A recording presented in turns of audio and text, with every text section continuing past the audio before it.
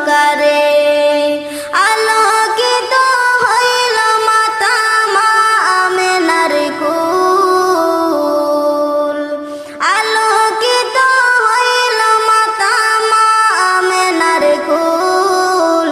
সকল নবী হইতে শ্রেষ্ঠ আখেরি রাসূল, তুমি কোন বাগানের ফুল। দু জাহানের বাদশা নবী পাইয়া